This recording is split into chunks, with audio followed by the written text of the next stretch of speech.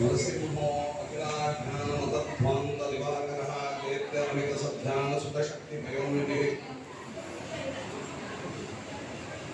अग्रमं बङ्गरहितम् अजडं विमलं सदा आनन्दतीर्थमधुरं भजे तापत्रयावहम् नौमि न्यायसुधाधिपत्यमुनीं श्रीपादरक्षन्मणीं व्यासार्यां विविधागमादिविहारां श्रीवादिराजानपीं वन्दे हंसवरान् रघुत्तमगुरुं जगद्ध्वारान्ययीं श्रीसत्यव्रतराघवेन्द्रमुनिपां सद्योगसिद्धानपान् सत्यधीरकराज्योत्ज्ञानवैराग्यसागर सत्यज्ञानाख्यतरणी स्वान्तध्वान्तं निकृन्तत् आश्रयतो राधुषारात्रे बोधिशोदितमान्मुहुः सत्यध्यानगुरुर्पादो यतीन्द्ररवि पूजिता सत्याभिज्ञकराब्जोत्तान् पञ्चाशद्वर्षपूजकान् सत्यप्रमोदतीर्थार्यान् नौमि न्यायसुधारतान् मोदतीर्थकराब्जोत्त सत्यात्मयतिशेखरं नमामि निशम्भक्त्या तत्त्वज्ञानात्मसिद्धये मन्मनोभीष्टवरदं सर्वाभीष्टफलप्रदं पुरन्दरगुरुं वन्दे दासश्रेष्ठं दयानिधिं यमांशस्य पराभक्त्या सुप्रसन्नो हरिस्वयं यस्य आचार्यव्यासराय तं वन्दे करकाविदम्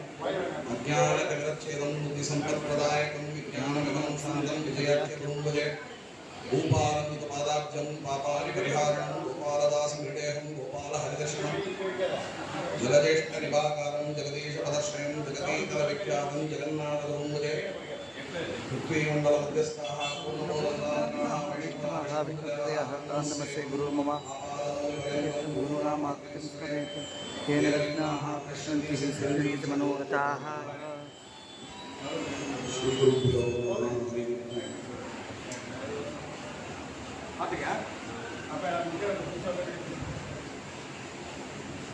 ಈ ನರಸಿಂಹದೇವರ ಕ್ಷೇತ್ರ ಅದರ ಪರಕ್ಕಲ್ನಲ್ಲಿ ಇದು ನಮಗೆಲ್ಲರಿಗೂ ಅಂತ ನಾನು ಹೇಳೋದು ಒಂದು ಎಲ್ಲರಿಗೂ ನರಸಿಂಹದೇವರ ಕ್ಷೇತ್ರ ಅಂದರೆ ತುಂಬ ವಿಶೇಷ. ಯಾಕಂದರೆ ನರಸಿಂಹದೇವರು ಒಂದು ಸಾಧಾರಣವಾಗಿ ಎಲ್ಲರೂ ಏನು ಹೇಳ್ತಾರೆ ಅಂದರೆ ನರಸಿಂಹದೇವರು ಋಣ ಪರಿಹಾರ, ಜ್ವರ ಪರಿಹಾರ, ಕಷ್ಟ ಪರಿಹಾರ ಇದೆಲ್ಲ ಹೇಳ್ತಾರೆ. ಆದರೆ ನಮಗೆ ಮಾಧ್ವರಿಗೆ ನರಸಿಂಹದೇವರ ಮುಖ್ಯವಾದ ಉಪಾಸನೆಯ ಕಾರಣ ಏನು ಅಂತ ನಾವು ಕೇಳಿದರೆ ಅದು ಆಚಾರ್ಯ ನಮಗೆ ಹೇಳ್ತಾರೆ. ನರಸಿಂಹೋ ಅಖಿಲ ಜ್ಞಾನ ಮತಧ್ವಾಂತ ದಿವಾಕರಃ ಜಯತ್ಯ ಅಮಿತ ಸಧ್ಯಾನ ಸುಖಶಕ್ತಿ ಪಯೋನಿಧಿ ಅಂತ ನರಸಿಂಹದೇವರ ಜ್ಞಾನಕ್ಕೂ ಆಚಾರ್ಯರು ಉಪಾಸನೆ ಮಾಡ್ತಾರೆ. ಅಂತಹ ನರಸಿಂಹದೇವರ ಕ್ಷೇತ್ರದಲ್ಲಿ ಈ ಪರಿಕಲ್ ಭಜನಾ ಮಂಡಳಿ 114 ವರ್ಷವಾಗಿ ನಡೀತಾ ಇದೆ. ಇದರಲ್ಲಿ ಏನು ವಿಶೇಷ ಅಂದರೆ ಇಲ್ಲಿ ಒಂದು ದಾಸ ಸಾಹಿತ್ಯಕ್ಕಾಗಿ ವಿಶೇಷವಾಗಿ ಒಂದು ಜಾಗ ಕೊಟ್ಟಿದ್ದಾರೆ. ಸರಿ, ದಾಸ ಸಾಹಿತ್ಯಕ್ಕಾಗಿ ಕೊಟ್ಟಿದ್ದಾರೆ. ದಾಸ ಸಾಹಿತ್ಯ ಹೇಳ್ತೀರಿ, ಹಾಡು ಹೇಳ್ತೀರಿ, ಅದೆಲ್ಲ ಒಂದು ಪಕ್ಕ. ಹಾಡು ಹೇಳೋದ್ರಿಂದ ಏನಾಗತ್ತೆ ಅಂತ ನೀವು ತಿಳ್ಕೊಳ್ಬೇಕು. ನಾವು ಒಂದು ಹಾಡು ಹೇಳ್ತೀವಿ, ಒಂದು ವಿಷಯ ಹೇಳ್ತೀವಿ, ಒಂದು ಹಾಡು ಹೇಳಿದರೆ ಅದಕ್ಕೆ ಅರ್ಥಾನುಸಂಧಾನವಾಗಿ ತಿಳ್ಕೊಂಡ್ರೆ ಅದರಲ್ಲಿ ಇರುವ ರುಚಿಯೇ ಬೇರೆ. ಅಂತಹ ವಿಷಯಗಳಲ್ಲಿ ನಾವು ಒಂದು ಒಬ್ಬೊಬ್ಬರನ್ನ ಬಗ್ಗೆನೇ ಹೇಳ್ತಾ ಹೋದರೆ ದಂಡಿ ದಾಸರಿದ್ದಾರೆ, ದೇವರ ಸೇವಕರು ದಂಡಿ ಜನ ಇದ್ದಾರೆ.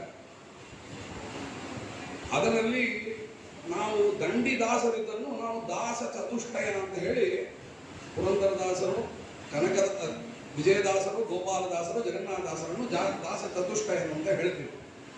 ಯಾಕೆ ಅಂದರೆ ಇವರು 4 ಜನ ನಮ್ಮ ದ್ವೈತ ಸಿದ್ಧಾಂತವನ್ನು ಕವರ್ ಮಾಡಿದಷ್ಟು ಬೇರೆ ಯಾರನ್ನೇ ಕವರ್ ಮಾಡಿಲ್ಲ ಅನ್ನೋದು ಕಾರಣ. ಸರಿ, ಹಾಡು ಹೇಳ್ತೀರಿ, ಇದು ಮಾಡ್ತೀರಿ. ಇವಾಗ ಸ್ವಲ್ಪ ಹೊತ್ತಿಗೆ ಮುಂಚೆ ಕೋಲಾಟ ಆಯಿತು, ಇದು ಆಯಿತು, ಯಾಕೆ ಆಗಬೇಕು?